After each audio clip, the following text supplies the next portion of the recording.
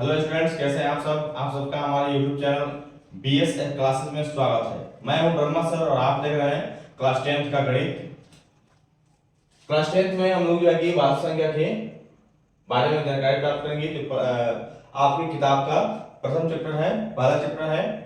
इसमें आपको जो है कि वास्तु संख्या दिया गया है और इस वास्तु संख्या को हम लोग शुरू करने से पहले इसके बारे में परिभाषा जानना होगा और परिभाषा में क्या होता है, किस प्रकार से हम परिभाषा को याद रखेंगे या उसके सूत्र किस प्रकार से होंगे, उसकी परिभाषाएं किस प्रकार से होगी, उस चीज को जानने के बाद ही हम जो है कि प्रश्नावली को हल करेंगे। ठीक है। यदि आप हमारे चैनल पर नए हैं और आप चाहते हैं कि हम क्लास 10th का जो है कि नोटबुक बनाने के लिए, तो आप चाहेंगे तो वीडियो को पॉज कर सकते हैं, रोक सकते हैं और वीडियो को रोक करके आप जो है कि पूरा परिभाषा जो लिखा गया है या जो समझाया जाता है उसे आप जो है कि नोट्स में बना सकते हैं। ठीक है। और इस वीडियो में आपका इस चैप्टर में जो भी बनेगा, क्लास का जो भी विषय आपका होगा, उसमें आपको प्रत्येक चैप्टर का प्रत्येक क्वेश्चन करवाया जाएगा। एक भी क्वेश्चन जो है कि मिस नहीं किया जाएगा। ठीक है।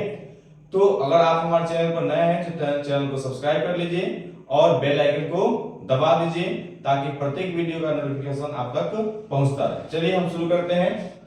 पहला चैप्टर का नाम है हमारा वास्तु संख्या और वास्तु संख्या में हम परिभाषा को देखेंगे।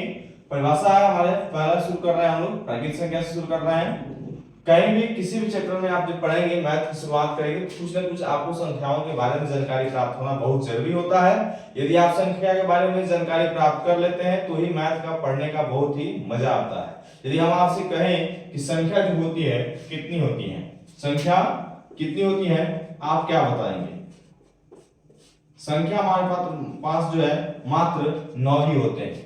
1 2 3 4 5 6 7 8 9, ये मात्र हमारे पास 9 ही संख्याएं होती हैं। उसके बाद जो संख्याएं हमारे पास बढ़ती हैं वो अदर संख्या नहीं होती हैं, बल्कि उन्हीं संख्याओं का हम बार बार रिपीटेशन करते हैं, बार बार उसको लिखते हैं, वही संख्या को दोहराते रहते हैं। उसीलिए हम लोग की संख्याएं जो होती है बढ़ती चली जाती है, लेकिन मात्र कुल जो संख्याएं होती है वो 9 ही संख्याएं होती है। ठीक है। चलिए हम इसे बात न करते हुए हम लोग आगे चलते हैं। इसमें हम लोग शुरुआत कर रहे हैं प्राकृतिक संख्या के बारे में। तो मैं आपको संख्या के बारे में भी बताऊंगा, लेकिन अभी हम इसको बारे में देख रहे हैं।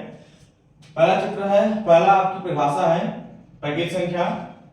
इसका परिभाषा कह रहा है कि गिनती के सभी संख्या को प्राकृतिक संख्या कहते हैं या एक से अनंत तक जाने वाली संख्या को प्राकृतिक संख्या कहते हैं। जैसे 1 2 3 4 5 6 7 8 9 डैश डैश डैश अनंत। इसका अर्थ क्या होता है कि हमारी जो प्राकृतिक संख्या शुरू हो रहा है वो कहां शुरू हो रहा है? 1 से शुरू हो रहा है और समाप्त कहां हो रहा है? अनंत पे शुरू हो रहा है, अनंत पे जो है कि समाप्त हो रहा है। तो 1 से शुरू हुआ, इसका अर्थ यह हुआ कि प्राकृतिक संख्या कभी भी हम काउंटिंग करेंगे तो 1 से ही शुरू करते हैं, उसको हम कहते हैं गिनती हो गया। काउंटिंग में जो होता है उसको हम गिनती कहते हैं और 1 से शुरू हो रहा है, 1 2 3 ही हम कहते हैं, ये भी गिनती में ही आ गया। तो इसको हम दो तरह से कह सकते हैं कि गिनती की सभी संख्या को प्राकृतिक संख्या कहते हैं या 1 से अनंत तक जाने वाली संख्याओं को हम लोग प्राकृतिक संख्या के नाम से जानते हैं। ठीक है। अब हम इसमें बात करते हैं कि सबसे छोटी जो प्राकृतिक संख्या क्या होती है। अगर 1 से शुरुआत हुआ है तो समझे सबसे छोटी जो मानी जाएगी वो 1 होगी। और हम यदि कहते हैं प्राकृतिक संख्या सबसे बड़ी कौन सी होती है, आपको बताना है अनंत होता है। अनंत का अर्थ होता है जिसकी कोई सीमा नहीं होती है। 9 डैश जानने का अर्थ यहाँ ये होता है कि इसमें बहुत सी संख्याएं हैं, बहुत सारी संख्याएं हैं जो आपको बोर्ड पर दर्शाया नहीं जा रहा है, इसलिए हमने डैश डैश यहाँ पे लिख दिया। ठीक है। चलिए अब इसी चीज को मैंने इसको नोट में बना दिया है कि सबसे छोटी प्राकृतिक संख्या 1 होती है और सबसे बड़ी प्राकृतिक संख्या अनंत होती है। मैंने इसको इसलिए लिखा है, यदि आप नोट्स करते हैं तो इसको आप लिख सकते हैं, आपको किसी प्रकार की कोई समस्या नहीं होगी। चलिए दूसरा आपको दिया है कि पूर्ण संख्या क्या होता है, इसको इंग्लिश में हम होल नंबर कहते हैं। तो पूर्ण संख्या की परिभाषा कह रहा है कि प्राकृतिक संख्या के शुरू में शून्य शामिल कर देने पर पूर्ण संख्या बन जाता है या गिनती के शुरू में शून्य शामिल कर देने पर पूर्ण संख्या बन जाता है। मैं बात कर रहा हूं इस प्राकृत के शुरू में शून्य लगा दिया। ठीक है। शून्य लग गया तो समझिए कि यह पूर्ण संख्या बन गया। जैसे यहां पे अगर हम इस जीरो को हटा देते हैं, जीरो को हटा दें तो 1 2 3 4 ऐसे करके आपको अनंत तक संख्याएं दिख रही हैं और ऐसा ही संख्या आपको यहां पर भी दिख रहा है। इसका मतलब ये हुआ कि ये जो है प्रकृत संख्या है, गिनती की संख्या है। अब इस गिनती की संख्या में हमने शुरू में लगा दिया शून्य, तो ये क्या बन जाता है? पूर्ण संख्या बन जाता है। अर्थात हम कह सकते हैं कि गिनती के शुरू में भी हम शून्य लगा सकते हैं और हम लोग प्राकृत संख्या के शुरू में भी शून्य लगा देने के बाद वह बन जाता है पूर्ण संख्या।